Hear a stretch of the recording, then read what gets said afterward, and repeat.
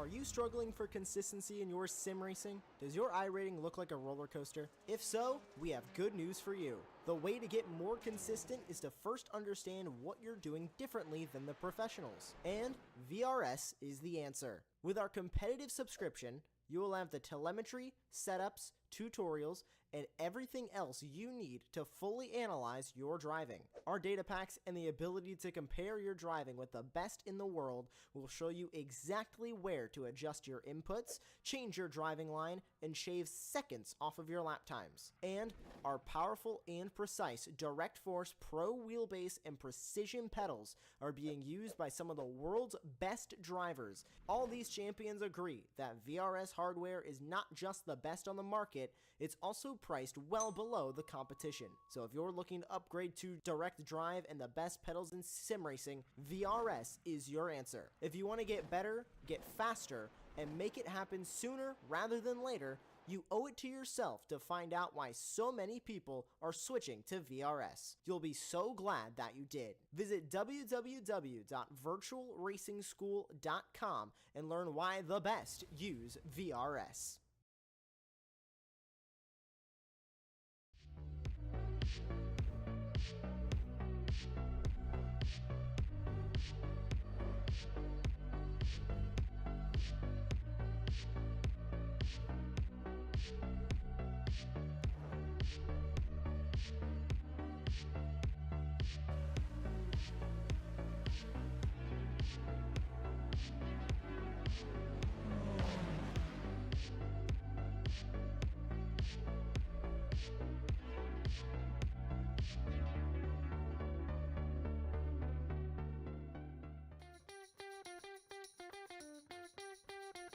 For the past 30 years, Radical Motorsport have exported the highest quality sports car engineering from the UK. Their evolving roster of driver-focused machinery and promotion of racing series across the world has helped them become one of the biggest performance car manufacturers in the world.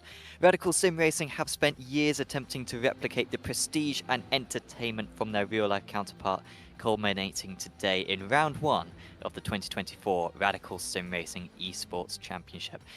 45 drivers across 2 divisions are bidding to secure a spot in the World Finals by earning a top position in the series at the conclusion of 12 rounds of racing.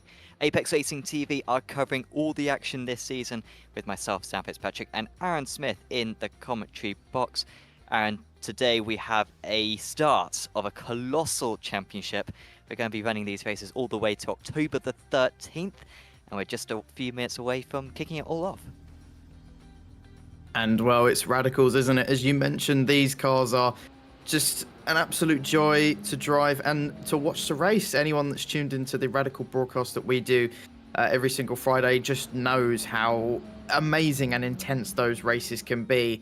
And I think even to drive, you and me, Sam, we've driven these together a few times. Of course, you a lot more than me. I have the feeling you're going to mention something at some point. But yeah, these Radicals have been a consistent, just nice car on this sim, whether it's the SR8 or the SR10.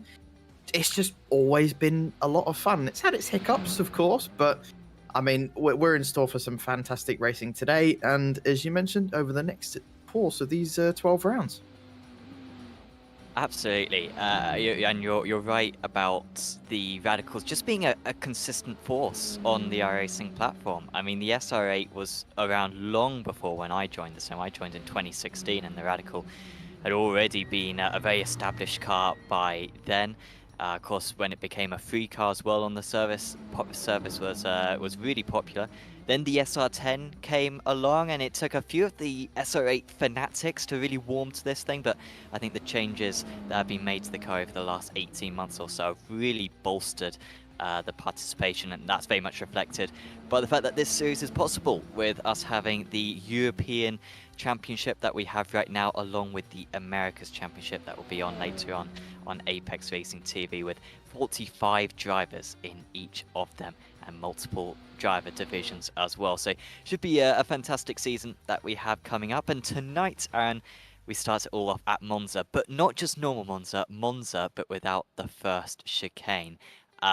This is quite a baptism of fire for the competitors.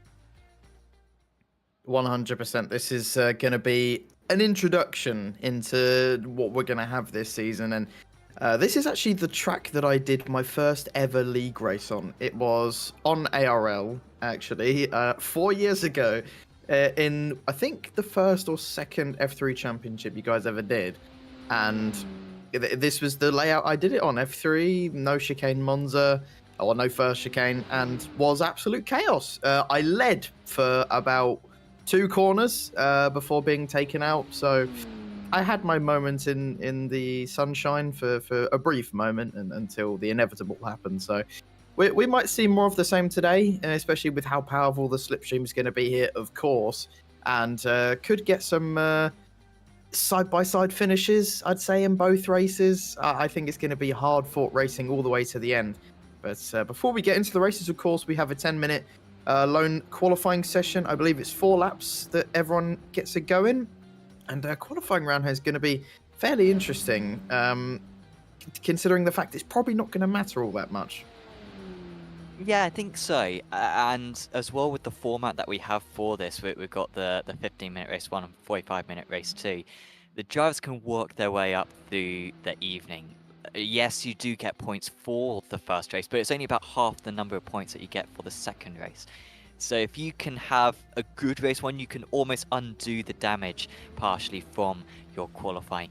And I think this qualifying is going to be really mixed up. There's not many corners on this Monza circuit. If you can pull out the lap, then you're in a great position. If you make one mistake on each of your laps, then you're going to be much further down the order. It's going to be very close, and we've got a super competitive field tonight. And I'm sure a lot of these drivers will have done a lot of practice for this round ever since they signed up a few weeks ago. First few drivers are going to be setting times, and it is Jorge Gonzaga that we are watching crossing the line. For reference, the fastest driver in the practice session was Dorian Levele, so watch out for Dorian later on to perhaps be the favourite for this qualifying session. But of course, in the practice session, he had the help of Slipstream at any point, so could be really, really skewed. And like you mentioned as well, this track has, I think even on the normal layout, what, it's 10 or 11 corners, and we've taken away 2 of the most important ones. That turn 1 and 2 braking is probably one of the hardest corners on this entire track. It can lose you 2 tenths, gain you 3. It's one of those where you have to get it exactly spot on, or you'll get a slowdown, or you'll mess up the exit and then lose time. It's very, very important. And yeah, the rest of these corners around here, you can take a little bit easier, and maybe you should just get an easy lap time in. Like we mentioned before, the race is going to matter a whole lot more because of how chaotic it's going to be, the slipstream, and I think it's just good to get a nice banker in and just take it easy in that first race and absolutely send it in the feature race. Yeah, I think that's a good strategy for the drivers. Welcome to everyone who's watching along. Yeah, hopefully you're going to enjoy the show tonight. One of the Milo Gamer saying, let's go sim race Sweden. It's fantastic to see so many Scandinavians in this series as the first few drivers are putting in times. Barry goes to the top, Lip goes to the top now by about 2 tenths. Then his brother Sebastian, at least I assume that they're brothers, goes to the top. We may have to add the first name initial if those two stay quite as close to one another as they are at the moment. Lundy in 3rd. And there is Laliva, who was top in the practice session so far, 4th in this qualifying. But he's an amateur driver, of course, is Laliva. Yeah, it's So a very impressive first lap. Yeah, and we'll keep a close eye on him. And of course, we've still got 6 minutes left in the session. But I was just going to point out the fact that, the top 4 all start with the letter L at the moment. Lip, Lundy, and Lever. It's, just a cheeky little, something that we commentators know. These are the weird things that we like to point out because, I mean, we just spot these little details and, well, that's what we get paid to do. At the moment, though, it's fairly close as expected as Frederick goes to the top. Of course, he's performed really well over the last 18 months in the official Radical series. He's one of the more esteemed names in the series, and can't say I'm surprised that he's at the top. He's a very, very quick driver, as are a lot of these other drivers who we've seen before. McHutchinson, who we were talking about before, is actually one of the more legends in this series. He's been around for a long time, and you can expect to see him towards the front. And there you go. It goes right to the top of the timing sheet. Yeah, and he improves to 4th position. He's in 5th position there with the second attempts being put in, but only by 100th of a second. The top 4 separated by half a tenth. This is pretty much as close as we were looking at it. And on the timing tower, of course, you see the green background. That signals that a driver is a pro driver. The red means that they are an amateur driver. And so those are 2 different championships. And the top 13 from the season in the pro category get into the world finals, and that is when the top drivers from the European Championships and the American Championships go against one another, and that is like the crown events, and that will be right at the end of the year, I think in November or December. So whilst you can be a little bit further down, it's important to still win out of your category. I especially think at a round like this, where of course this is the introduction, this is kind of where you get a feel for where everyone's going to be, who your main opponents are across the rest of the season. I think it, especially at a race like this, it should be, we might see a lot of drivers be fairly easy on those first few laps. At least I'd like to think so, just to, because of how important this championship is. And I think you obviously the top drivers wanting to get those wins, wanting to get as many points as they can. I think you'll see, especially people in the midfield, definitely just maybe think for a second or two about the move that they're about to put on as we're getting those final few lap times in. Both lips go to first and second. They seem to be fairly quick and almost matched on pace. Only a tenth separate them at the moment. And, it's about half a second separating the top 10, which isn't too bad. I would say it should be maybe a little bit closer towards the end of the session.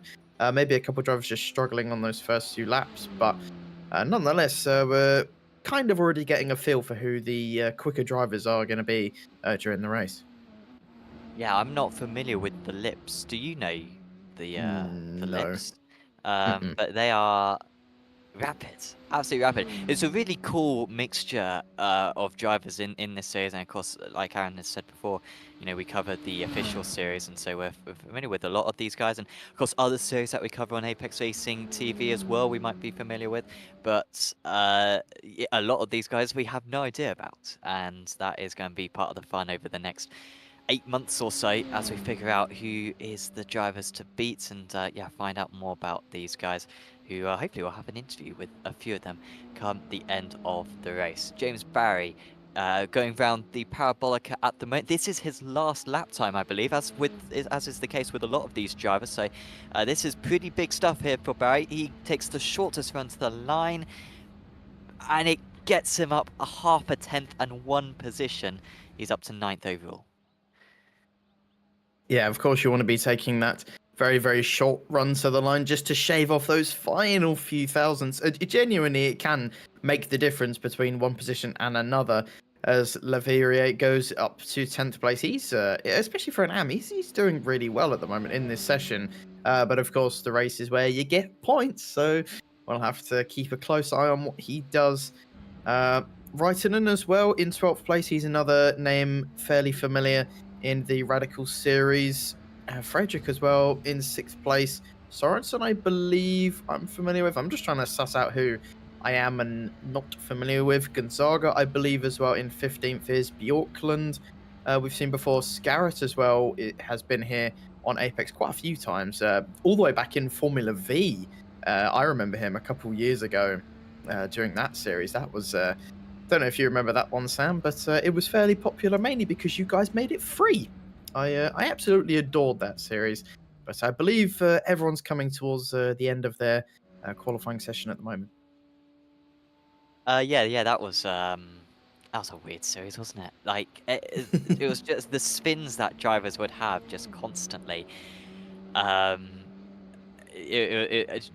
car just spins on a top, You turn in and the rear end overtakes the front end in an instant. So I'm very glad that we got these cars instead. These SR10s. The session runs out on the 10 minutes. And so we are going to be able to go through your grid for this first round of the championship. Of course, 2 races, and this is the grid for race 1. A few less points available, but I do believe it sets the grid for race 2, so it's very important. The Lip Train drivers of Christoph and Sebastian are on the front row of the grid. That's a very advantageous position for them to be in. Then it's McHutchinson, Lundy, Sorensen, Friedrich, Ianni, Rees, Barry, Laliva, who wasn't quite able to keep up his practice pace. He was fastest in practice, but still top of the amateurs right there. Then it's Larsen, Veitinen in 12th place, Jestrom Bakken, Horg, Gonzaga, Buzon, Bjorklund, LeMay, Scarrett, Euler, Kirakalopoulos, McIntyre, Locke, Berger, Gregory, Brown, Bremer, Walters, De Graaf, Guy, Clark, Anderson, Robertson, Skardinakas, Stensrud, Mellis, Dika, Crab, and Gregory. Rounding out the 39 cars, all about to thunder into Curva Grande here at Monza. I mean, I don't know how often Monza get this kind of grid size. I mean, obviously in Formula 1, it's only 20 cars, and that can cause the chaos at the best of times. Let alone nearly 40. I think the only series I can sort of think would have this kind of amount of drivers would be the World Endurance Championship. But I don't think they're going to Monza this year, which is quite weird. They're going to Imola. Yeah, which even as much as I like Imola, I disagree with. I think it should be here. I think we can agree with that one. It's a fantastic host for round 1. I'm about to find out what is going to happen here in the Radical Sim Racing European Championships 2024. And away we launch on this lap point. It's a fantastic start for our pole sitter, but it's not for Sebastian Lip. He's already down to 4th position, and he might well drop further back than that. But Lip, Christoph is leading the way, heading into a little bit of contact between the P2 and P3 drivers as they go into Curva Grande for the first time. Flat out. Need to make sure that they don't understeer too much. And of course, they'll head into the second chicane out here. Now, a fantastic draft for McHutchinson, who takes the lead into the first braking zone on this Monza circuit. The top 2 making a bit of a break for it as Lasse Sorensen moves himself up into the rostrum places. I mean, that was an incredible start from Hutchinson. He got a good launch off the line, made his way up into second, and then overtook Lip going into the second chicane. That was really impressive stuff. Ooh, the Scotsman! Oh, that's Sebastian Lip! And he's very lucky not to be collected by some other drivers, and I think it was only him who really got shoved off of the track. I don't know who else that was who crashed into him. I think it was Frederick. Sorensen. Sorensen's now down to 8th place, so I think he's got a lot of damage from that.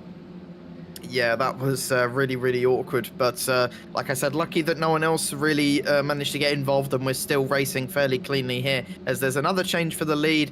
Christoph has gotten back into the lead ahead of McHutchinson. But of course, down the main straight, it's just going to be a slipstream battle. But they've already got 3 seconds to them and 3rd place. That is absolutely incredible. And Hutchinson choosing to maybe just be a little bit passive on the slipstream, then tuck in nicely to get a good slingshot and leap himself back into the lead of this race.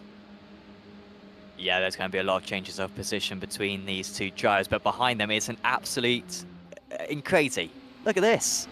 Lundy and Rees and Friedrich and Barry, Sorensen, Ian, Bjorklund, and many, many others. But now it's Rees who's up into 3rd place. He's up 5 places from his race start, but I think he's going to lose out to the Canadian Lundy onto the brakes, to the De La Rogia.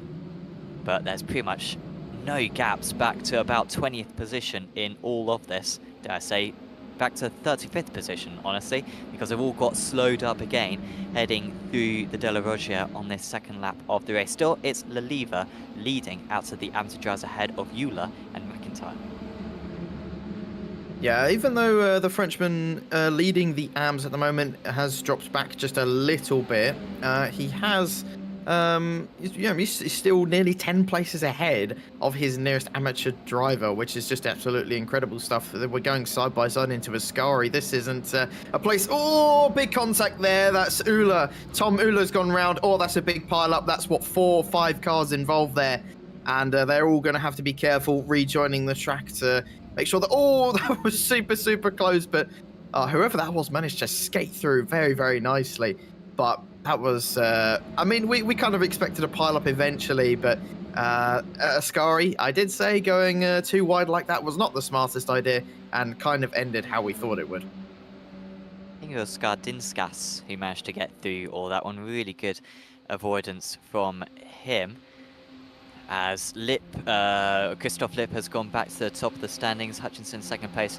Now it's Barry up into third position. He's got past both Rees and Lundy as well. We've on board with Kettle Larsen. Not a good start for Larsen. He's down 6 places from his race start. We'd expect him to be one of the top drivers. I think he was third fastest in practice as well, was Larsen. He's got a few IGL Coatings teammates up there as well who could help him out. And you can see how slow they have to go into De La Rocha. They're all so packed together, but once you get into that corner, you have to go into single file. And Larsen probably losing the best part of a second, having to slow so much for the guys ahead. They all spread out and then they're all move back together when they get into the slipstream areas. Yeah, that's definitely a 1-by-1 corner there into that second chicane. It's very difficult to make an overtake through there. Of course, it's not impossible, but you have to have the full trust in both drivers. And I think something's happened to Iani. Yep, that's going into Ascari. He's tumbling down the order, and I'm going to guess it was probably contact with someone else. He's being patient, waiting for everyone else to come back on track. We're going to take a quick look, and yeah, this is probably going to be inevitable contact. That's the number 80 car already making a bit of contact into Ascari, and they just didn't leave each other enough room really going into there. Scarrett? I think it was Sorensen, the number 80. I think you're right, yep, so. Yeah, that was I mean, contact through there is inevitable, and spreading out gaps now between the likes of 6th and 7th place. It's now nearly 4 seconds between them. So it looks like it's going to be a battle for the podium, most likely over these next 10 minutes. As long as these guys can keep it clean, it should be really, really fun to watch. But the guys behind are going to go wheel to wheel, nearly 3 wide down to the De La Rogia. This could get nip and tuck. Who's going to come out on top now is the number 14 in front of all of this. That's the AM of Lavalier. He's absolutely storming this race. Oh, big contacts in the back. Jestrom Bakken was involved in that one. He was really close to making contact on the entry of the corner. He was sort of playing a few risks. He was super tight on the inside. I thought there may have been contact there. And he's actually lost it by himself. He's dipped a wheel onto the gravel. Yeah, just on the gravel. And usually that stuff just slows you down. It's almost sticky, is the gravel. It pulls you back. But on that occasion, he lost all traction. Yeah, maybe just... I'm surprised by that as well, and you're absolutely spot on there with the changes that they made to the gravel. It literally is just like glue. It just sticks you to the side of the track. So yeah, really surprising. Maybe he just thunder throttled it coming out of that corner, and well, we might be able to get him to tell us later on if he comes for an interview. Who knows?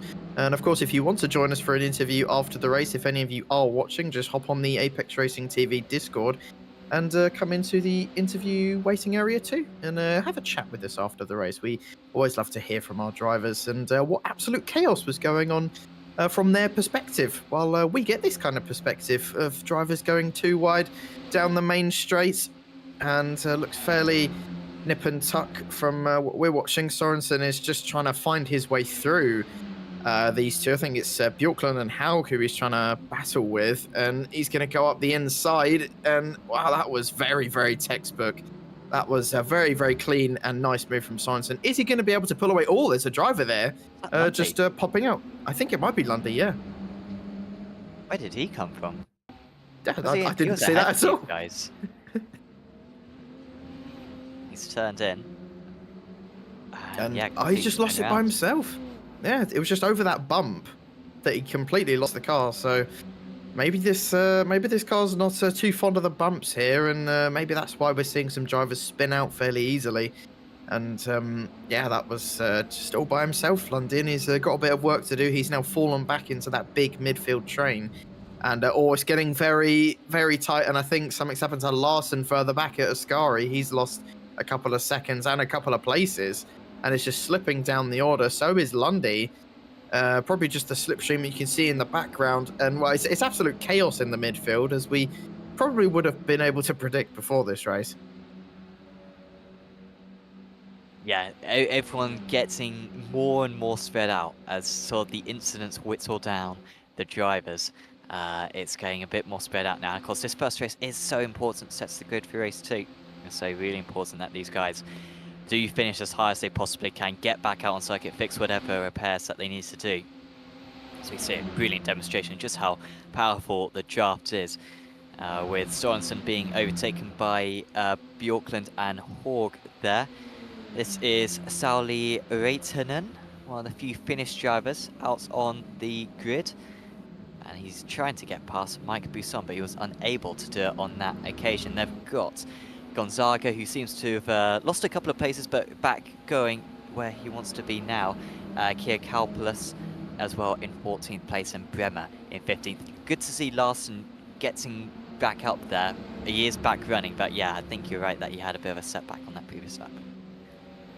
I think about half the grid at this point have had some kind of setback in this first race. And bear in mind, this is just the first sprint race, 15 minutes, let alone what's going to happen in that big feature race. After this one, it's hopefully going to be cleaner, but you know, you never know with these guys, especially at Monza. It's just pure anarchy most of the time, but that's why we love it. That's why everyone loves Monza. It's unpredictable and usually provides some pretty good racing, as we're seeing throughout this entire race. It's just changes in positions up and down the field, no matter where you look. It's fantastic racing, and even between Bjorklund and Haug right now, this is for 6th place. It's getting really heated up, and bear in mind, Lip and McCutchinson at the top keep changing places, probably just to keep the gap nice and clean to 3rd, 4th, and 5th. Behind, these guys are probably doing the same, just switching up places. It doesn't look like they're battling too hard. They're just trying to catch up to the guys ahead. But it is a fairly long way ahead, and as my beautiful presenter, just a producer, pointed out to us, they are on the same team, which would make complete sense as to why they are working together. But it is 4 seconds ahead to Barry in 5th. So with 5 minutes to go, they're asking a lot working together, but you may as well give it a good old go. Yeah, they want to try to stay away from the drivers behind. They can't bump draft, though, in this race. That is completely against the rules. If you bump draft, then it's going to be viewed as though you've gone into the back of someone on the brakes, pretty much. And if you spin around someone, then you're going to be given a huge penalty with the bump drafting. So if that was allowed, they would perhaps be doing that as the teammates, but instead they're switching over, trying to get the slingshot on one another and propel themselves forward through that means. So they are a little bit limited on that, but I think it's probably slightly faster than just driving by yourself. These guys are not by themselves. Still Fudrik up in 3rd place ahead of Rees and Barry. This will be a good start to the season for all 3 of these drivers, should they be able to hold these positions. And by the way, just an update on the AMS. The lever still up there at the top. Locke and Berger are now 2nd and 3rd.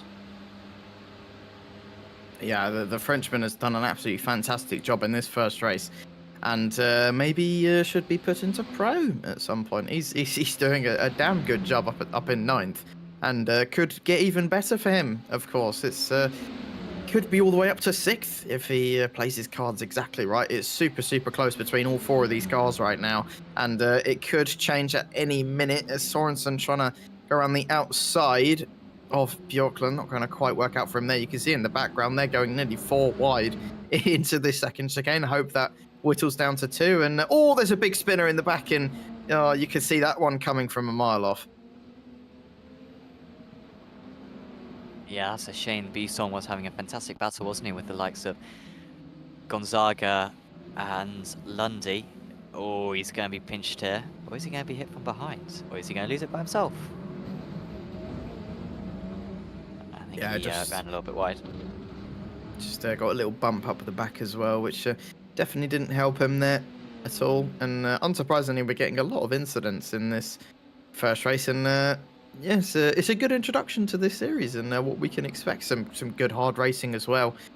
This is James Barry as well, battling all the way down in 5th place. This is also for position, I believe, for 34th place. You know, you may as well battle as hard as you can. I believe this is with Scarrett in front of him. And this is getting super close. Bit of a shame what happened to Scarrett. If you're familiar with him here on Apex, he is indeed one of the quicker drivers that I've seen before, but just hasn't had the best of luck in this first race, and of course has a good opportunity to get back in the feature race. And there's battle for the podium still brewing on. Reese is doing a pretty good job to hold off his opponents behind, but I have the feeling they're being a little bit timid and waiting for that final lap. Yeah, which we are not too far away from. Next lap will be the white flag being waved for this race 1 of the season. And still the top 2 could easily change. I mean, obviously they've been changing constantly, but we haven't paid too much attention to it because they are just sparring with one another, really. It's not decisive whatsoever. There were a few changes behind these guys, as I think there's been an issue for Leia Anderson and Matt Siestenbacken, by the way. They're both dropping down the order outside the top 20 now, the pair of them. But yeah, behind. And we might get a replay of what happened to Siestenbacken here. Oh no, that's a high-speed crash. Trying to make it, maybe not trying to make it too wide, but the 3 of them fighting over the same bit of tarmac, and they all converged and all crashed.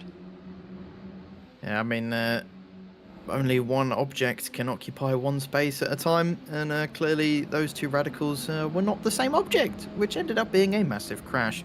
A very high-speed crash, and we've seen quite a few of those today as well, where drivers just get a little bit too eager, trying to slipstream each other and just make one twitch wrong, and it can end very, very quickly and probably upside down, and if you're really unlucky, in the woods at some point. So yeah, oh god, we're going nearly 3 wide, and that is a run and a half for Bremer, coming all the way from 13th, and that was a slingshot all the way up into 12th. He's got a couple cars in front of him that he's eyeing his chances up. Is he going to try and make it 3 wide? You can hear him lifting off there, and luckily, wow. wow. No, and that's an awful rejoin, but they've got away with it. Oh no, there's been absolute that's mess Sorensen and Haug. They're the teammates, aren't they? I don't believe. I think it's Bjorklund sorry, and Haug sorry, are teammates. They're both just Norwegian. Apologies. Yeah, They're different Norwegian teams. IGL Ratings and SimRacing Norway. But out in the lead, John McHutchinson has got a little bit of a break away from Christoph Lipp on this final lap of the race. And Lipp is going to struggle to come back in the time remaining. Here we are, 1/10 of a second between the pair of them. McHutchinson had upwards of half a second at one point, but he's lost that lead now. Here comes Christoph Lipp, round the outside at Parabolica for the final time in this race 1 of the evening. It's going to be the side draft for McHutchinson, but I think Christoph Lipp has done enough here to take first blood this season. It is the Lipp train driver who leads them home. McHutchinson very close, but it is the 1 extra point, 10 points for Lipp right at the start of the season. Friedrich just about beats Vries and Barry. They were 3 wide across the line. Lundy is going to win that next battle. He finishes in P7 and top of the amateur drivers. There was never in any doubt Leliva, the Frenchman, absolutely dominant, way ahead of Locke. It'll only be 1 more point than Locke, but that is still all he could do right there. Just getting some info in the voice chat that some people were not very happy with that rejoin at all. I don't know who it was who instigated that rejoin, but yeah, there's a lot of drivers in the chat are not very happy with this at all. Well, I think we should at some point have a look at what actually happened to Sorensen and Haug in the first place. So here they've had a big crash, and I think it's Sorensen who just comes back on really, really poorly. Oh, yeah.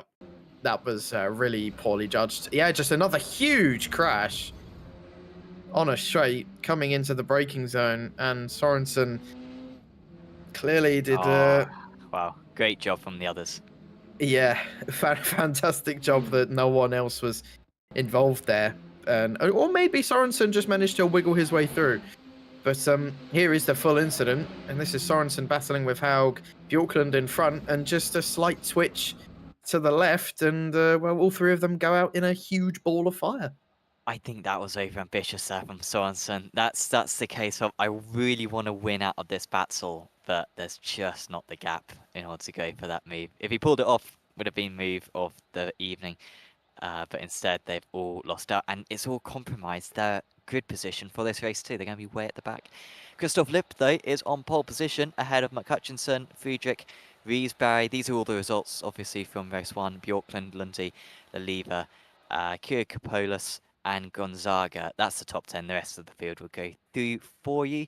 So, Aaron, who do you think is going to win this one? Do you think it's going to be Christoph Lipp and John McHutchinson again out in the lead, or do you think the others are going to join them this time round? I definitely think the others are going to get involved now. I think they got fairly lucky to break away in that first race, and I think they're not going to be so lucky this time around, and we're going to have a huge battle for the lead up until somebody inevitably ruins it for whatever reason. Let's find out what's going to happen. The 5 lights are on, and race 2 of the season is underway. So another fantastic start for our pole sitter. A little bit of an awful start there for the number 6 of Andreas Friedrich. He's down 5 places already. Some of the drivers having to go onto the grass in order to avoid. I think one of them was Carter Lundy, who's up into P4. Fantastic launch for him. The top 3 making a bit of a break for it, but this is important times in the race for no major gaps to form out in the top positions so that everyone can stay in a draft with one another. McHutchinson, just as we saw in race 1, going for the lead into the Della Rogia. There's a couple of drafts deep on the bricks into the Della Rogia, but they get through it mainly safe, and the front drivers all in single file now for the top 15. Yeah, that was really, really clean, and absolutely well done to everyone for getting through cleanly again, and that's what you absolutely love to see. But of course, this is a 45-minute race now, completely different game than the first 15 minutes, and we're definitely going to see some different types of racing, and might have to call in some tyre management here as well, since 45 minutes on one set of tyres, that's a bit of an ask, and it could get a bit icy-dicey towards the end, and we'll keep an eye on how everyone is doing up and down the field. But it's Hutchinson again, who wasn't too good off the line, but going into that second chicane got it done, and looks to be fairly speedy at the moment. But of course, the slipstream is going to bring that right back down to earth once again. Great start as well for Sebastian Lipp. I sort of missed how many places he gained in race 1, but he's up to 8th place. He's got a good chance. It was fantastic in qualifying and could well be in the lead fight by the end of this race. So that's lap 1 complete. They're 4 wide in the background. That's Leliva, who's up even further. He's up into P6 overall. But they are playing some huge race, and this is the time that they've got to cool down after the intensity of the end of race 1. This is just the start of race 2, but it seems like the aggression has very much carried over. They get through it safely, however, and the driver all at the front of this is now Sebastian Lipp, and that is probably the best guy to lead these guys, to potentially lead them round to the front drivers. Bit of side-by-side, Leliva dropping a few places. He was as high as 6th place. He's now down to 9th, but he does keep James Barry at bay. Yeah, Leliva there got super close to Gonzaga in front. I genuinely, netcode was on his side there. It was pixel perfect from the Frenchman, and yeah, luckily they all managed to get through. And while all this was happening, Lundy now leads the race, and Riz and Lipp has actually dropped back quite a bit. So we could just have a battle between Lundy and McHutchinson throughout this race as they pull away from the cars behind. Yeah, not sure what happened to Christoph Lipp there, but yeah, losing 3 places from his race start. Now, he actually lost 9/10 of a second in Sector 1, so clearly had an instance at the Della Rogia. Ooh, spin round. Ooh, that no. is Scar Discuss. And he had some good fortune there earlier on, actually. He was the one who managed to thread the needle at the Ascari chicane, but on the exit of the Ascari chicane, he has lost the car, and he's got a lot of work to do to get back to a similar place where he was. But I'm sure he will get a good number of those places back. back to this battle, and it's 3 wide. James Barry going beyond the white line. He's got to get back on the circuit eventually because some grass is coming up. Not sure if the drivers are happy about letting him on, but he does manage to find a gap. He manages to get ahead of the leader, who's continuing to drop down the order. 3 wide, they head into Curva Grande. Now it's 2 wide because of the fantastic run there for, I think that was Gonzaga, who manages to lead this group now, getting a little bit of a draft from Kirkopoulos ahead. And they all get it stopped to game 1. The SimRacing Sweden drivers going in a little bit deep. And it's the same story further back with the IGL Coatings drivers of Sorensen and Skurret batsmen. Yes, Skurret's making some decent progress in this race so far. So is Sorensen. They're both up plus 10 places minimum, and as well Christian Barkin as well up 16 places. We're seeing a lot of comeback stories in this race so far, and we'll definitely be keeping an eye on those guys to make their way through the field as this race goes on. We're only 4 minutes into this race, got now another 40 odd minutes to go, and like I said, it's going to be a fairly different game. It's going to be fairly similar for those first 15 minutes, but after that it's going to be completely unknown territory for most of these drivers, and we're going to see some management, maybe a bit of teamwork coming into play as well. It's going to be a different game, and this gap at the top again, once they get it, it's very hard for them to lose it as they keep on slipstreaming each other over and over again.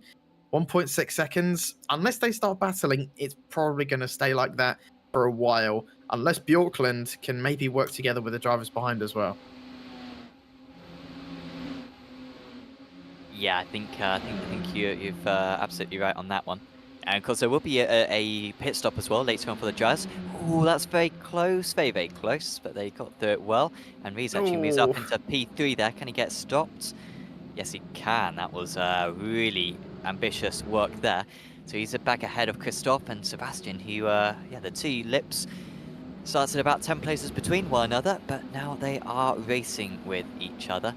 And I believe the drivers can take their pit stop pretty much at any time. I think like a full tank will get you pretty much the whole 45 minutes. So even if drivers have damage early on, they can take their pit stop and I believe get to the end of the race. So it's not all over if you have to take a faster fare. It's not all over. You can bring yourself back into play, but you do want to be in the pack the majority of the time so you can save a bit of fuel behind drivers and you can nip the draft potentially from a driver who's a bit faster than you. That's why I was just thinking, why is Rees just trying to go for that move? I think it was down to 1.4 seconds, but going for that move has lost them a bit more time, and I think Lip is definitely the driver to get them back into the fight for the lead, and I just think, with such a long race, they just need to play a little bit more tactically, and hopefully these they can work together, and we'll have a very, very big fight for the lead at some point, but looks like I think there was some complaining in the chat there from Lip as some of these guys are just moving over on each other. It's getting very, very close now. This is Bjorkland who's slingshotting his way from 6th, 5th, and now up to 4th. And is he going to go for that final podium spot on Sebastian Lip? It looks like he is. And we're going nearly 3 wide. And this is just costing them more and more time to the drivers in front. But I think smartly Bjorkland decided to back out of that, and they've gained a lot of time on the leaders now, and that was really, really good from Bjorkland to back out. Means they're gaining time. It's down to 1.1 seconds. If they keep doing that, they'll be back in that slipstream within a matter of just a few corners.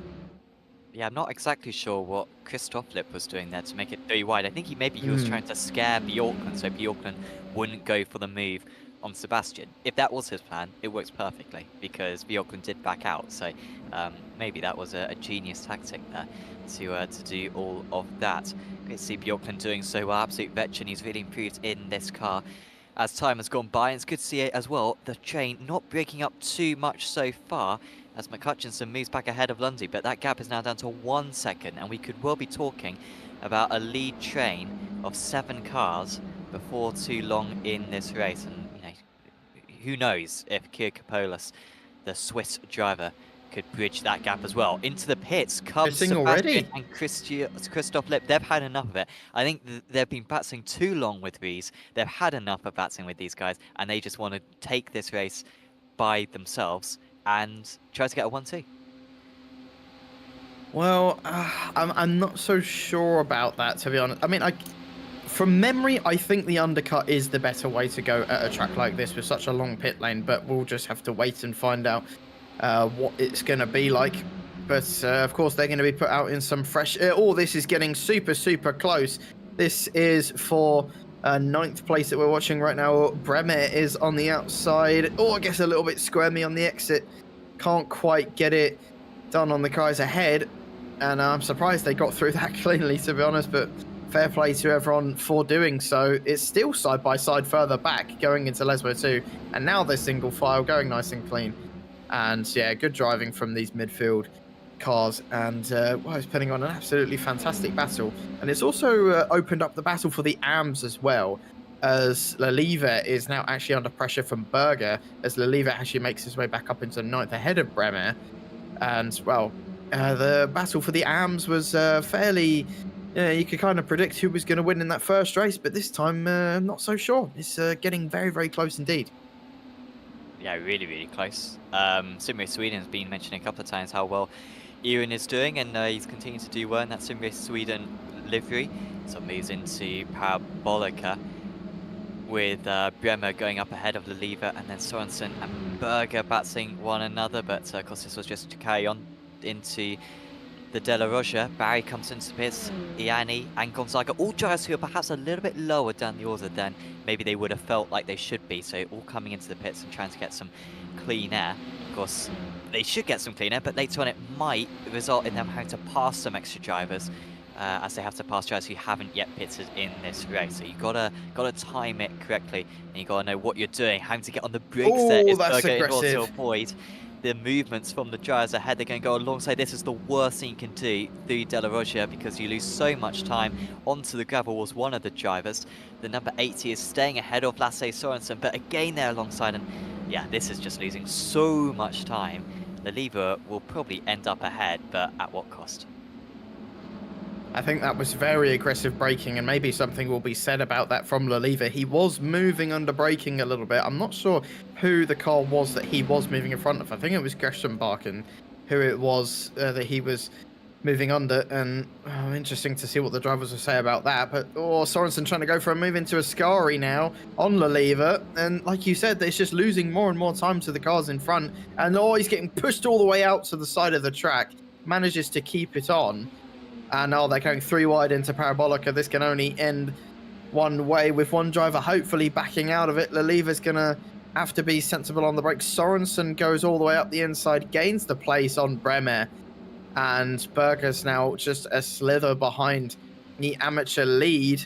And that's Leliva coming into the pit lane. He's another driver who's decided to have enough. And I don't know if coming into the pits this early is a good idea because of that slipstream, but then again, this type of battling will just lose you more and more time. Yeah, like, I think exactly. I think you've hit the nail on the head. Like, potentially, you can gain more time. If you're sat in the slipstream of a guy who's half a second lap faster than you, stay out. But if you're in this battle when everyone's just right now just thinking of the short term and not agreeing who should lead this train, it's not worth being part of it. Moving ahead there was Sorensen. Oh, was that Sorensen? No, that was Jesper Backen, apologies. I thought that was an 8-0, but it was a 9-0.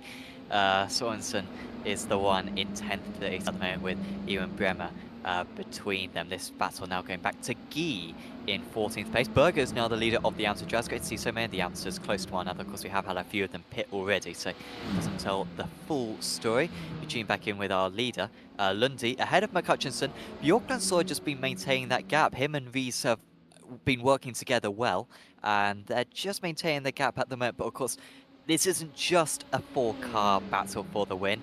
They've got Christoph and Sebastian Lipp to battle, and whilst those two are currently 43.5 seconds off the lead, they are just as much in the lead battle as those other guys. And right now, from what I can see, they're pretty much matching lap times with one another. Honestly, now that I think about it, I think the choice to not let them bump draft was definitely the way to go. I think it would have been too easy, I think, if they allowed the bump drafting to happen, and I think that's a very good idea for the sake of racing, and it's just made everything a little bit more closer, a little bit more racy, and well, hopefully both Lips will be able to get back into the fight later on when everyone does come into pit. And I'm not sure how much they've got in their fuel tanks to go as far as they can. I'm going to I mean, this is just a guess. I'm going to guess around 30 odd minutes. But of course, I could just be completely wrong. But we'll find out eventually towards the end. As this is Berger, who is doing fairly well in this race, actually. He's gone fairly under the radar compared to his first race. Oh, that's getting fairly close into the De La Roggia. And Clark just in the middle of these amateur drivers who haven't come into pit yet. And getting ahead of them, though. And that's what you want to see. But honestly, this is just a game of strategy at this point. And Sorensen, Skerrett, and Grisham Barkan all doing fairly well, up 20 plus places now. Wow. Just a minute ago, I said they were up to 10. So, yeah, all doing really, really well so far in this race. That's crazy, Helmet. I totally missed that. Of course, they're all battling. They're involved in like a late crash, I think, in race 1, weren't they? So that's Sorensen why it starts was, so far down. Yeah, certainly Sorensen. Not sure about the others necessarily. Milo Gamer asked how many pits in the race. It should just be the one pit stop that the drivers do. I think if they weren't forced by the admins, I think they could actually get to the end of the race. Well, actually, no, sorry, they couldn't get to the end of the race because they start with a fixed setup, but one tank does the full race. So they can pit on lap 1 and put the mandatory fuel in, but they do have to pit, otherwise they wouldn't get to the end of the race. But yeah, just the one pit stop needed. And thank you for the kind words, AMS Sprint Car as well.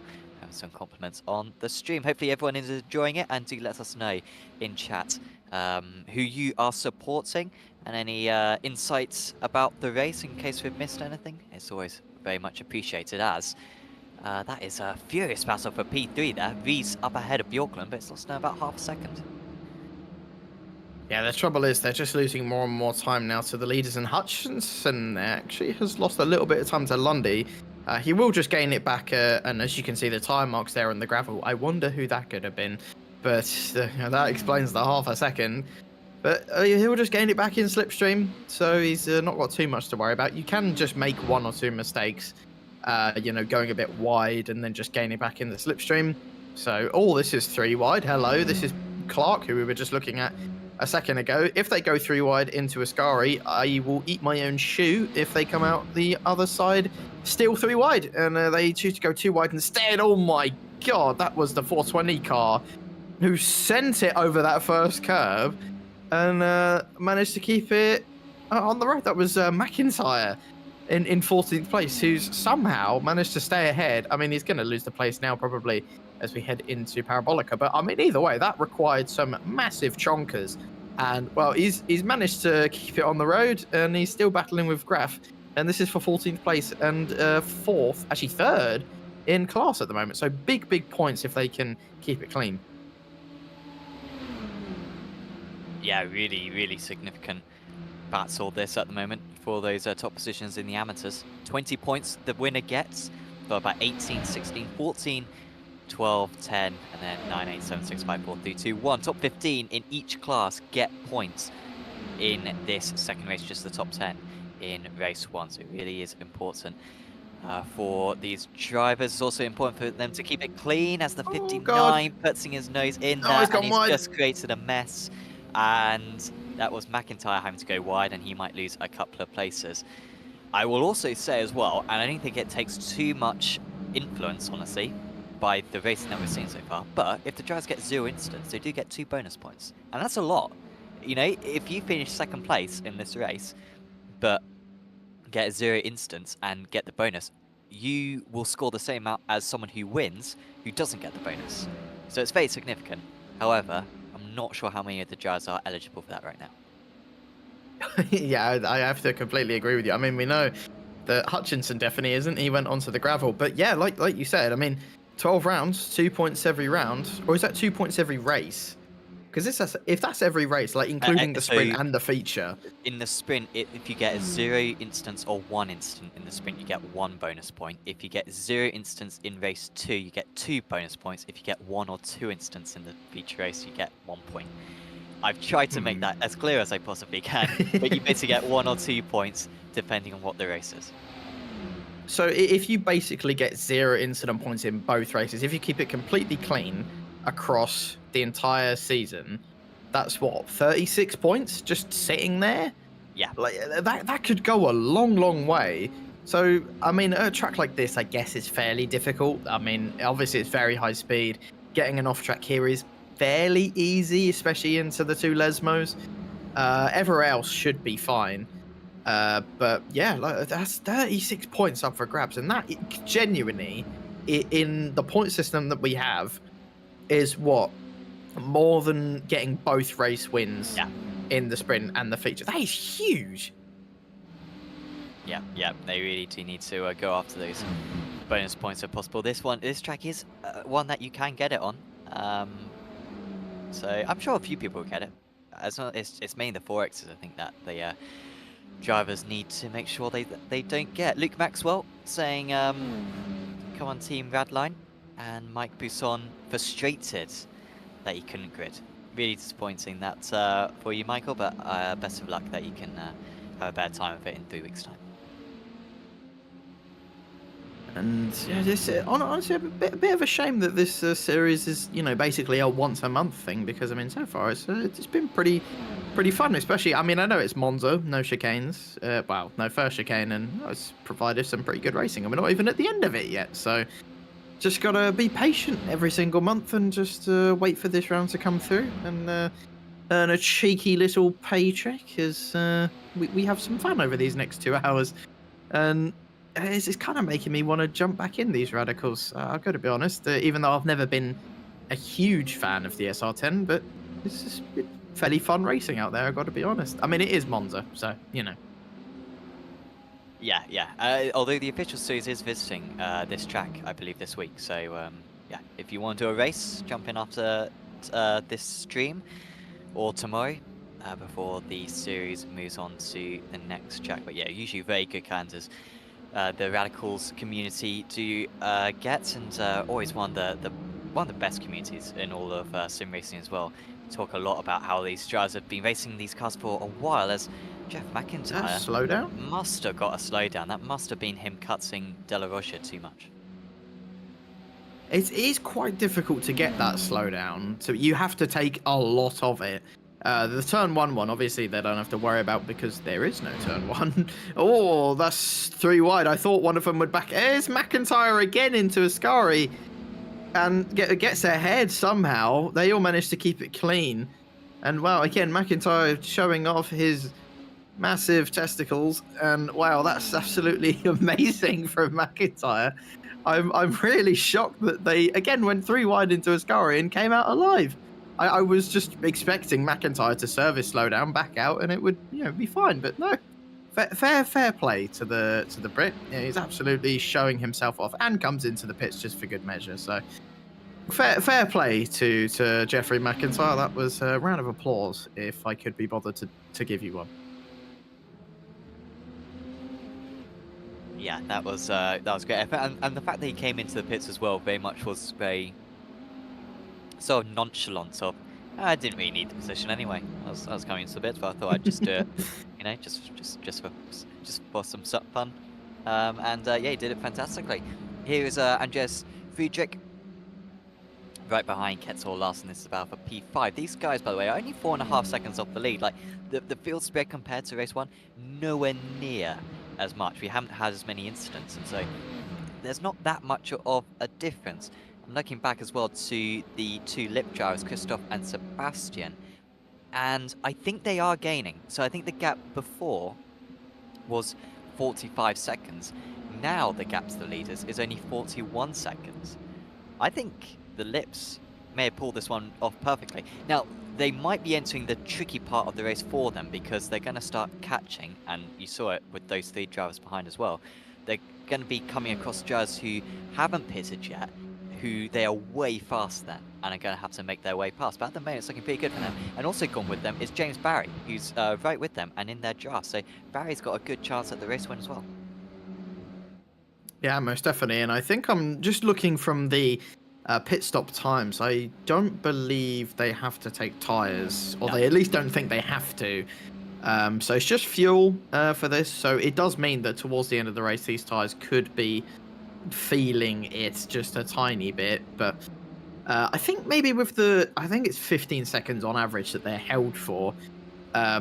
So maybe they could have taken 2 tyres, fronts or rears, but I don't know if it would be worth it because this car, especially if you just take fronts, it will be very, very skatey for those first few laps, Yeah, and I you could mean, easily spin out. fronts would be suicide. In pretty much any Yeah. car on iRacing, if you're taking fronts with worn rears, that's really risky. The Yeah. rears, though, maybe you could do it, but it does upset the balance of the car. I mean, we were watching some drivers do that in the aerial prototype championship in the GTPs and taking rear tyres at Aragon, and it just ruins the balance for the long corners because it's such a rearwards balance that you got in that situation, so it can almost hinder you at times. So yeah, I imagine they're not going to change tyres, but we'll see. It's Monza, it's a traction circuit. Yeah, definitely. It's not too traction heavy compared to the normal layout. Of course, if you had the normal chicane into turn 1, it would be definitely, I think rears would be the way to go. I mean, I specifically do remember, and there's a car coming into the pits, that's Sorensen, the first of the Norwegian teams to come into the pit lane out of this little train here that we're seeing right now. But I do remember Monza in prototypes, I think it was last season, where I did just take fronts. And yeah, completely was on. It was so scary for like the first 5 laps. The front, like if I turned more than like 45 degrees on the wheel, I was gone, completely gone, utterly gone. So somehow I managed to keep it on the track. I think I got a podium that day as well. Somehow, honestly, completely.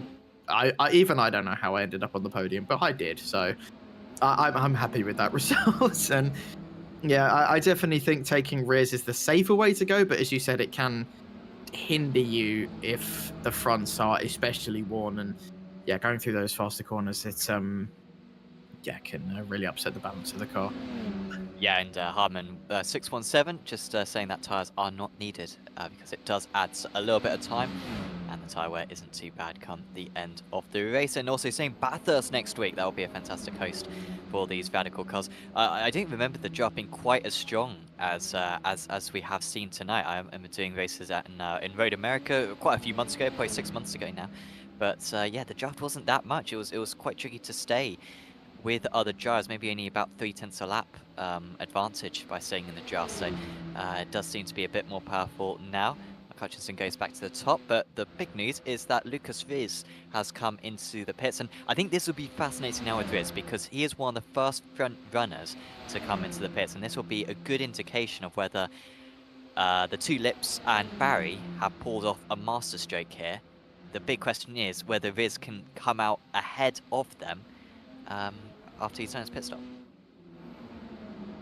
Yeah, that's going to be the biggest thing that we're looking out for, and we'll have to check the gap between them as well, because I think it was 2 seconds from Riz to the leaders. And perspective, here they come. The Lips are going to be ahead. Yeah, the Lips are going to be ahead as well as Barry, so looks like the undercut definitely seems to be the way to go. And Riz is only going to end up about a second behind, so it's going to be very, very close when Lundy and McHutchinson eventually come into the pits. Yeah, really close, isn't it? Really, really close. So Christoph goes ahead of Sebastian, but I mean, they're pretty much going to be on top of one another, right? So pretty much. This is fun. This is going to be at least 5 cars in the lead battle, and there's a couple of big corners now for Reese to try to get that gap down. He's now 1 second behind Barry, up ahead of him. He needs to try to get nicely in that draft so he can join this this trio of cars. And good to Barry as well. He went for the early pit stop. He was quite far down the order when he came in, and now everyone else is going to the pits. This might be the furthest you can go on fuel. Remember, they're on the fixed setup, so the tank isn't meant to be going further than the official series, and this is approximately how long the official series goes. So this is the moment of truth, and let's see if anyone can go for the mega short pit stop. Everyone's been doing 14, 15 second pit stops so far. Bremer did a 12-second pit stop. If someone can do a 12 seconds, that could be the break of the draft that they need. It's just about how much risk you want to take, and I guess if anyone has done any fuel saving, which I haven't heard anyone doing really any big fuel saving, and well, here they come. This is going to be absolutely huge. This is going to be the most chaotic moment probably of the race. Here they come, at about 150 miles an hour down that straight, and I don't think they're going to quite be close enough to go for a move into the second chicane. They're going to be in third and fourth, though, as Barry makes his way through ahead of Bjorklund as well. Larson and Friedrich. This is 8 car. You predicted 5. It's genuinely about 9 or 10, debatably, in the battle for the lead now. So this is closed right up. Both lips back in it. It's 6/10 to the lead. And if they can just get in that slipstream, get up to the rear bumper of Christian Lundy, then Carter Lundy, my apologies. This is going to be fun. This is going to be really fun over these next 15 minutes. Yeah, this is what we wanted. And the different strategies have, all got them in their same position. And they've all got the same amount of fuel now, you'd expect, and they've all got the same age of tyres. So this is an absolute straight fight. And the lips are absolutely there. Just trying to hang on to this is Riz in 9th position. He had a little bit of a poor past lap. I mean, he wasn't that far behind Barry, was he? But maybe just with how the other drivers came out the pits, it didn't quite help him out. But he is now on them. Top 9, as you say, all in a chain with each other. And it is McHutchinson at the front of it. Lundy had quite a short pit stop. I think he saved a bit more fuel than Hutchinson, maybe spent a bit less time in the lead. It got him initially track position, but he couldn't keep that track position. And so now it's basically race 1 repeated. We've got 15 minutes of the feature race remaining. Reese is coming into the pit lane again. Oh no. Has he underfueled? He had a really, really long pit stop. He may have crossed the pit lane exit line. You can cross it to a certain amount, but maybe he crossed it too early. That's a real shame for him, and it means we've got 1 car down, so it's basically an 8-car battle for the lead now, as Lip for the first time in this race goes into the lead, but Hutchinson goes back. It's huge contact. Hutchinson is away from the rest of the field now. He's about a second and a half nearly ahead of everyone else, but that's Christoph Lip, who again the bad luck strikes him. And that was an absolute send from McHutchinson. I don't think Lip saw it coming, and the cars behind just checked up, ran into the back of him, and just caused absolute mayhem. And we're going to take another look at what actually happened to these guys. I think it was Lundy, wasn't it? The one who went into the back of him. Yeah, it was. You know, like Chris, so obviously I think it's Lundy's fault, and I think he'll get a penalty for it, but Christoph was really significant on the brakes, because I think he basically, McHutchinson sent it on the inside, and once he saw him on the inside, he was like, all right, you go, and I'll stay in P2. And he slowed so much so that McHutchinson could get ahead, that it just caught out the gyros behind. Again, it's not much of an excuse, especially at this point of the race. There's no point in being that close, and you should be leaving some margin of error, but that has really split it up. And let's have a look at Lucas Viers then. This was his pit exit, and I think this is why he's got a penalty. Yeah, and just crossing the white line ever so slightly. And like you said, is it worth it? Is it worth it doing that? I don't know.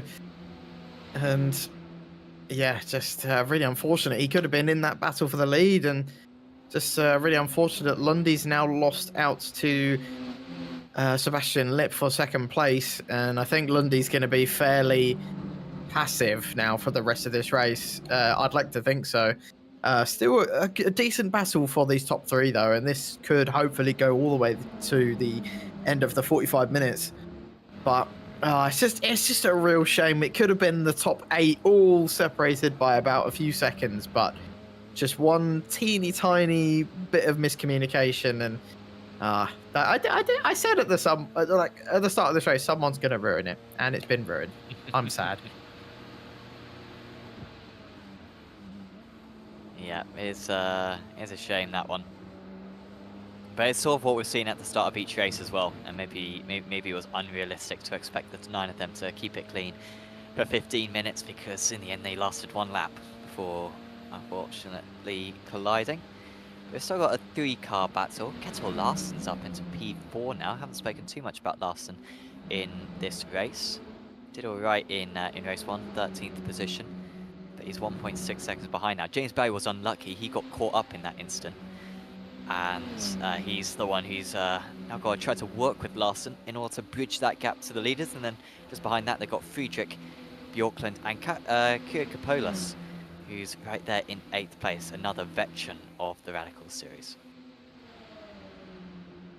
Yeah, and it's no surprise that we're seeing the people who have driven this car week in, week out do pretty well. And this is getting very, very close between Barry, who I'm fairly impressed with Barry, actually. He's just been really clean, really consistent during this race, and put his car in the perfect places. Got a decent strategy as well, and yeah, just been really sensible from Barry.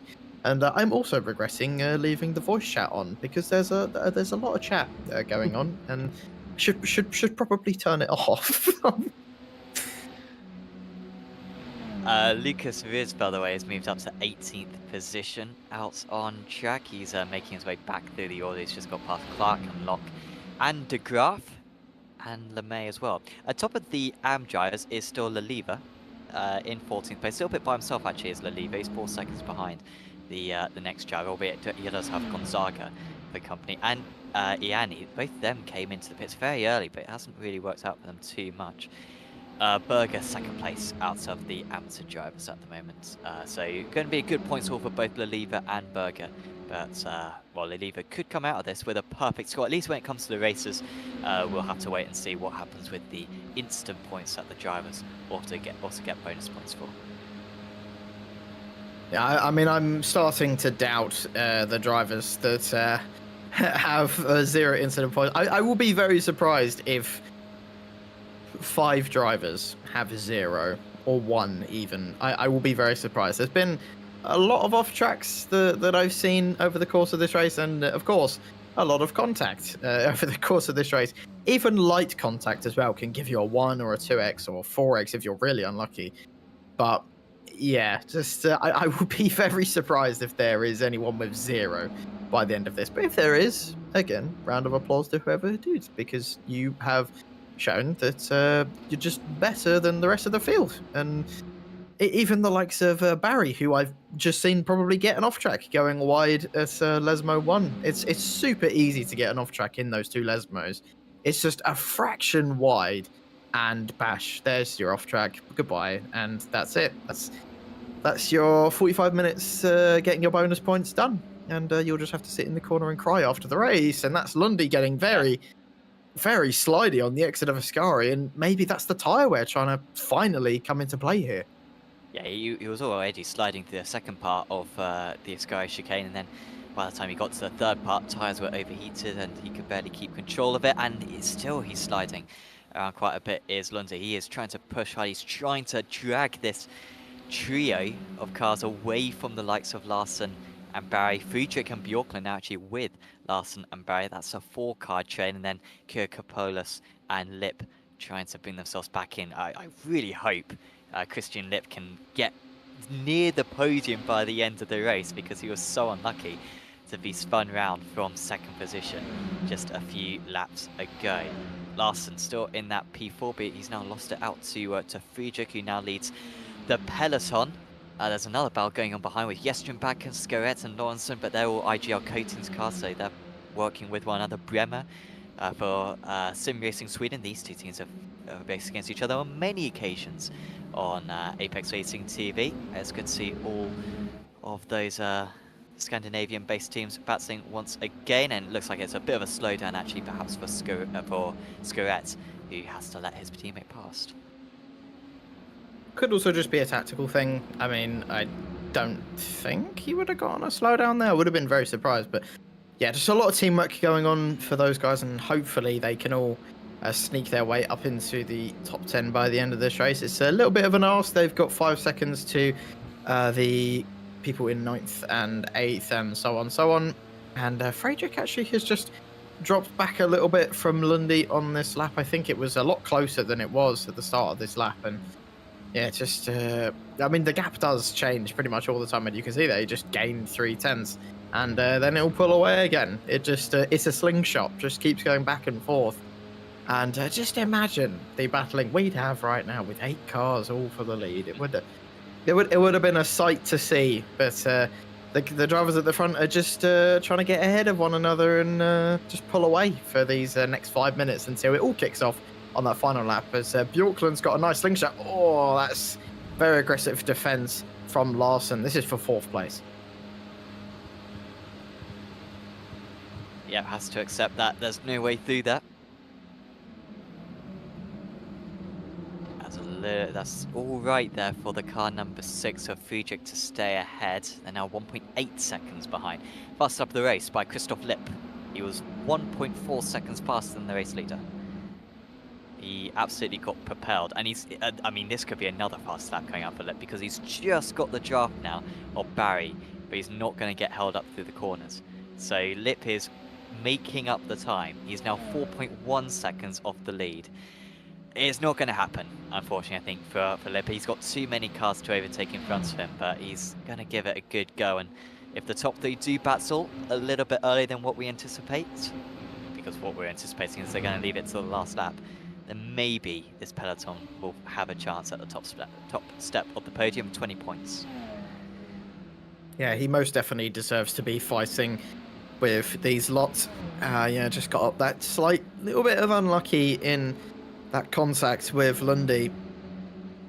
And of course gonna, yeah, you just got to feel bad for the guy. He's got absolutely electric pace right now, and Lundy setting a decent lap on that last lap, 36.5, one of the fastest of his session actually.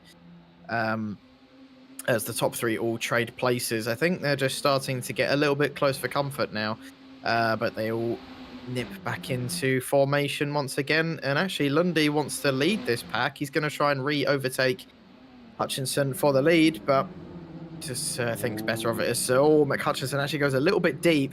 I don't think Lundy's going to try go for it. Well, eat my words, he is going to try go for it into Lesmo 1, and McHutchinson just lets him back through. But stuff like that is losing them time. 1.3 seconds now to 4th. Well, if that keeps happening, that lost them half a second. Like, that's exactly what I was saying when it came to Lipp. Like, if those top 3 don't battle to the last lap, yeah, they're clear. They're not going to be beaten. But now they are battling. I'm not entirely sure why, but they are. And Lundy leads with 4 and a bit minutes to go. I think we've got... It's going to be marginal, actually, isn't it? No, we have got 3 more laps to go at the conclusion of this one. We've got plenty of time.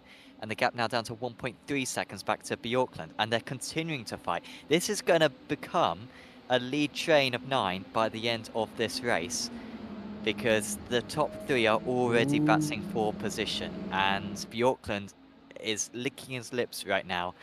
He's got a fantastic chance. Larson right in his draft. They'll swap places, I'm sure, a few times down this next pit straight and try to pursue even further. Behind them, the likes of Friedrich and Lipp and Barry all going to try to propel themselves. Hutchinson takes the lead for a bit, but here comes Sebastian Lipp down the inside of the peloton. That was a fantastic launch from him, and with the overspeed he's got, he might be safe going into De La Rogia.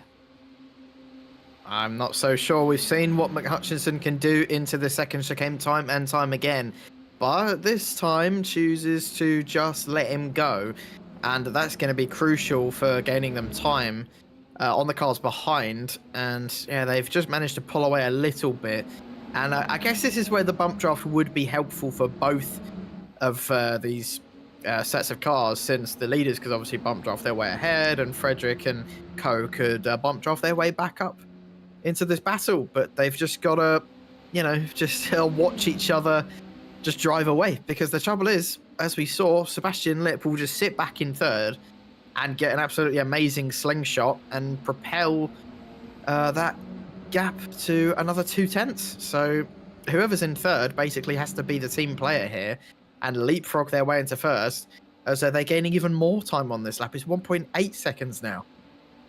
Got the car number 8 as well ahead of Dean Gregory. Gregory is about 2 seconds a lap, 3 seconds a lap slower than these drivers. So if they do come across him, I think they will pass him very, very quickly. Lipp moving to the inside. There's no point in trying to break the draft. He's going to be overtaking. It's all of a question of whether he can re-overtake. But that slingshot you're just mentioning for the person in number 3, Lundy, might well launch into the lead here, just about getting alongside before Curva Grande, and he will get ahead for now, as we have a lap and a bit remaining of this feature race for round 1 of the season. Well, I think this first round has definitely delivered. I don't think anyone can argue against that. It's been really, really wide. entertaining from start to finish. Oh, that's very wide for Sebastian Lip, and that's going to cost him. Is this going to be an easy victory now for Lundy, who has had the gift of his life? 1.2 seconds, nearly 1.3 now to second place, but of course, probably going to end up getting a penalty for what happened with him and Christoph Lip. And speaking of Christoph Lip, he's up to 4th place. You said he wasn't going to be able to overtake those cars. Well, he's only gone and bloody done it. He's up to 4th place, and if he gets even more lucky, he could end up on the podium. We're going to see what happens on this last lap.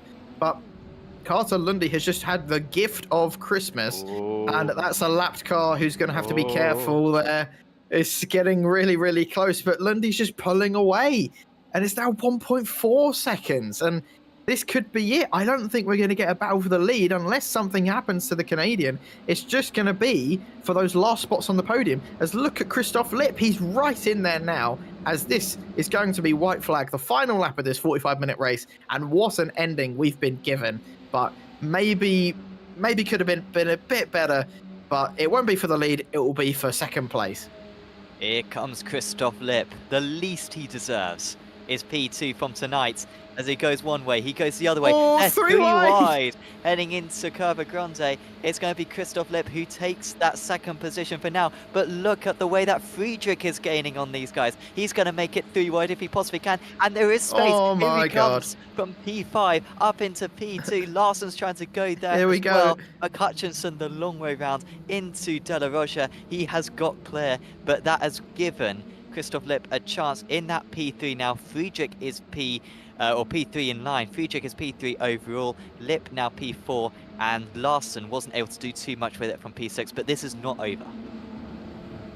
No, this is going to go all the way to the line. You can just feel it. This is going to be a few thousandths maybe separating these guys for second, third, and fourth, and so on. But like we said, it's going to be Carter Lundy most likely to win this race. And, well, you know, we'll be fair. There'll be words said, but at the end of the day, you had to be in the right place at the right time. McHutchison gets up into second place. There's a car off. That's a spinner in the background.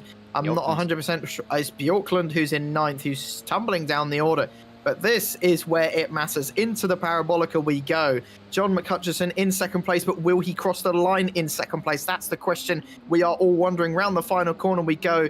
I'm not sure that Friedrich's got the launch that he wanted. I don't think it's going to be the run to the line that we wanted. It's Carter Lundy to win the race. It's going to be fairly close though, but McHutchinson finishes in second place. Friedrich gets third after a hard-fought battle with everyone. Sebastian Lip, unfortunately, was the catalyst that kind of stopped that fight for the win. And Christoph Lip, we so hoped for a comeback story for him, but unfortunately just has to settle for 6th place. He just got maybe a bit too eager too early and just ended up worst out of that top group. Also mention to Leliva, who ended up winning in AM again, ahead of De Graaf and Berger. We didn't even pay attention to that battle. Was not too much going on, but wow, that is an introduction and a half to this series.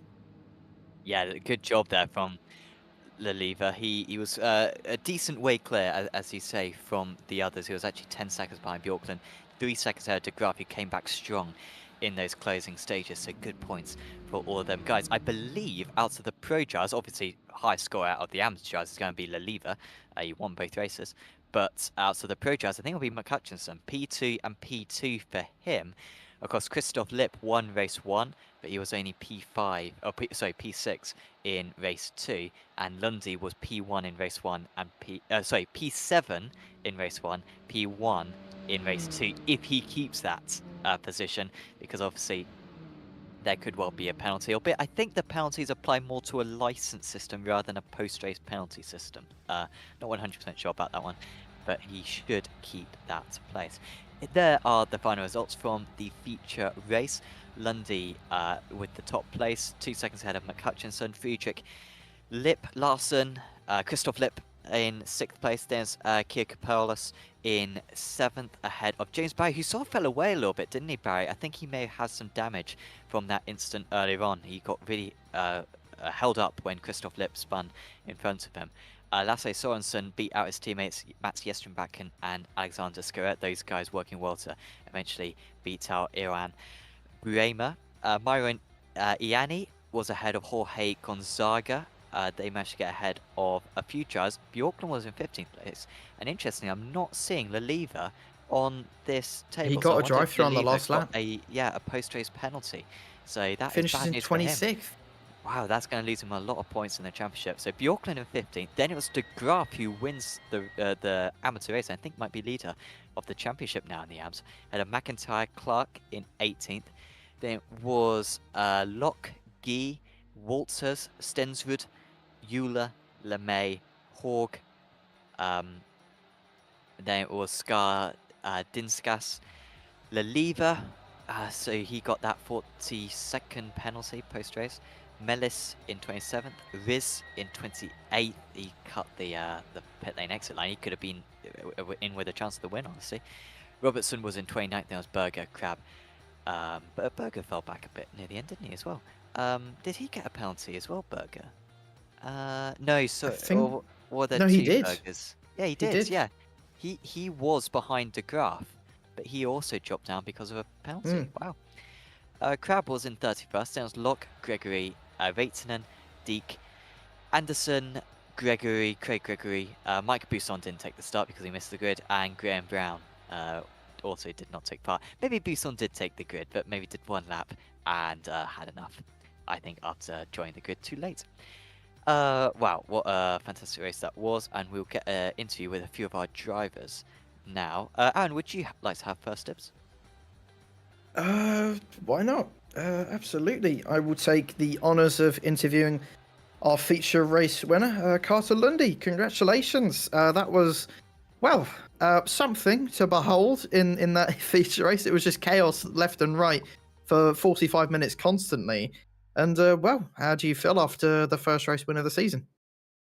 Yeah, it was a fun hour and a half of racing throughout practice all the way to the final lap of the last race.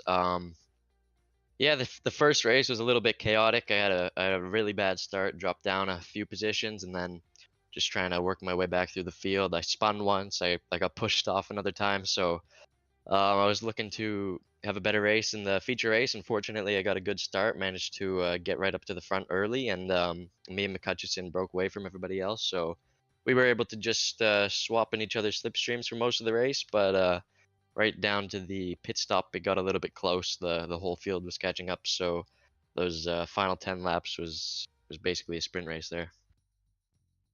Yeah, it looks it. After that pit stops, it was about 9 of you, all separated by, I think, 3 seconds. It was super, super close. And then you got that absolute gift on that second to last lap with, I think it was Sebastian, who ended up making a mistake. And I mean, once you saw that gap open up, just were you just had a huge sigh of relief, just like, oh God, I've got a huge gap behind. I can just take it a little bit easier on this last lap and just take it in and just enjoy this first race win. Yeah, for sure, and especially because I was thinking the pack might have caught up. So if there was 10 of us racing for the win on the last lap, usually when you're racing, there's 1 or 2 of you, 1 or 2 rivals. You can sort of plan it out, like, okay, where do I want to be? Do I want to be last going into the last corner? Do I want to be in the front? And you can sort of plan it out. But with this many cars, it's just like you drive your line and hope for the best. So when I saw McCutcheon or Lip, I'm not sure who it was there, make the mistake, I was kind of relieved. I just knew the gap was 1.2 and I could pull away. They'd be battling, and yeah, nice to get the first win. And of course, after this first round, you can kind of suss out if you think you're going to be a contender for the title. So, tell us, do you think this is going to be a season where we'll see you constantly fighting for those wins, podiums, and those few extra points? Well, I don't race to lose, so hopefully that is the case. There's a lot of fast drivers in here. I'm sure there'll be a lot of different guys at the front throughout the 12 races, especially when we get to more complex tracks where it's not so much of a draft fest. So there'll be a lot of competition, but hopefully I can put in the practice and make every race and try and fight for the front every weekend. Well, absolutely amazing to hear, Lundy. And well, before we let you go, after this amazing round for you, anyone you want to give a shout out to or just give a thanks to? Yep, thank you to you guys for putting on the broadcast. Apex Racing is a big name in the sim racing community, so it's nice to finally do a race under your guys' name and be in the broadcast booth with you guys here. And thanks to everybody for putting on the competition, Radical Sim Racing, and thanks to you guys again for the broadcast. I'm looking forward to the next one. Thank you for those lovely compliments, and congrats on the first race win, and good luck for the rest of the season. Yep, thank you. Arthur Lundy there with the 20 points being assigned to him for that race to victory. Let's have a chat with our highest point scorer though from the evening. John McHutchinson joins us now. John, congratulations. Really, really fantastic haul of points tonight. That is 27 by my reckoning, plus any bonus points you picked up. Let's go back to race 1 and that fantastic battle you had for the win with Christoph Lipp. Talk us through that final lap, because the whole race was just building up to that one lap shootout. Yeah, it was it was touch and go all the way, wasn't it? Really close racing. Just a case of, not doing anything silly. Don't let the guys behind us catch us and take it to the last lap. And that's the way it panned out. But he got the run on me out of the last chicane and get a good run towards, the last corner to Umbrella. So I should have possibly could have run him wide, but it's just the way it was. Good racing, good win for him. And were you able to pick up the bonus points as well for that, for either race actually? Because obviously, 0 incidents for that race 1 gets you the bonus point. Were you able to do that? Oh no. I think I had 6 in the first and 9 in the second. No, I didn't even know there was bonus points for 0x. But it's tricky around here to manage it because there's a time to begin running wide round the two Lesmos. Yeah, absolutely. And yeah, when you're in that battle, it's trying to worth getting that extra position is usually the way to go. In the race 2, it seemed like quite a strategic race. I mean, was the early stop ever a consideration for yourself? And were you aware of where the other drivers were who early pitted? Were you aware of where they were before you pitted yourself? It wasn't a plan of mine to start early, no. Just because you can get caught up in back markers, other people's wrecks, crashes, incidents, so it was always my plan. If I was out front, just to stay out till I run out of petrol.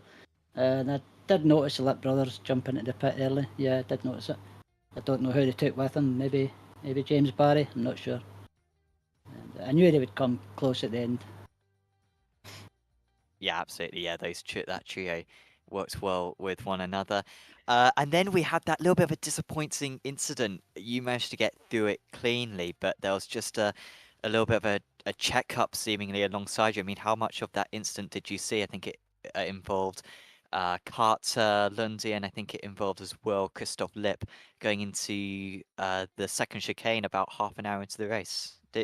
How much did you see of that in your mirrors? No, I just seen one of the Lip brothers spinning around. I didn't know who it was because I'm overlay. The two of them are just Lip.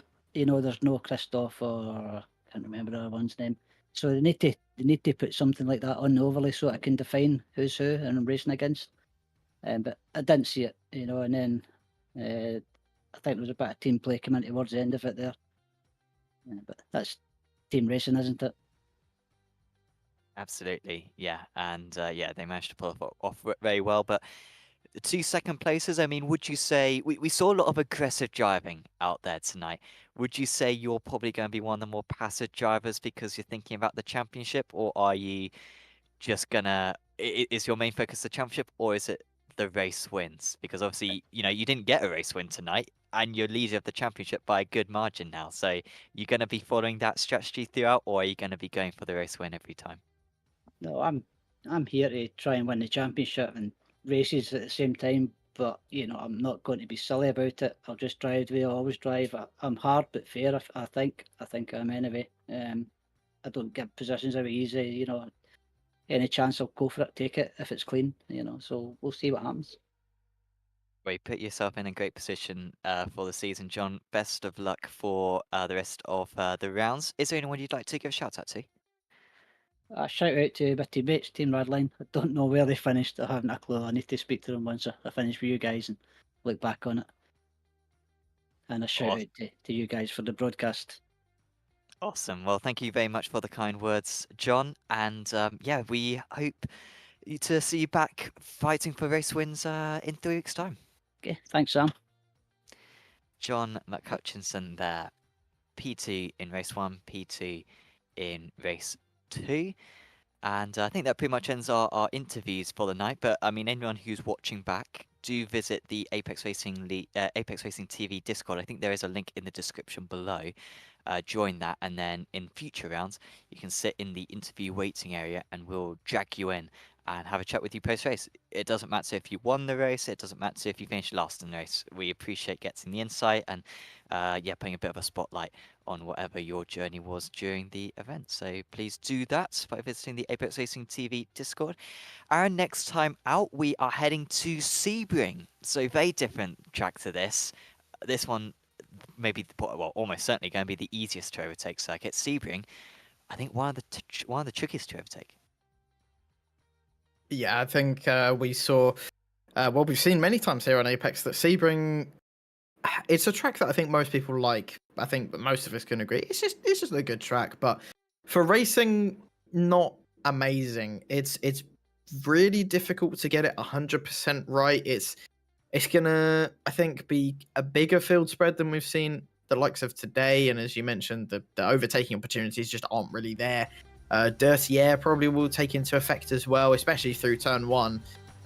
Strategy as well is going to be huge, as we saw today. So it's going to be pretty much the complete opposite of what we've seen today. But that's what makes these types of calendars so exciting. You get different varieties of racing over these next few months, and we'll enjoy every second of it. Yeah, will be fantastic to see that next time out.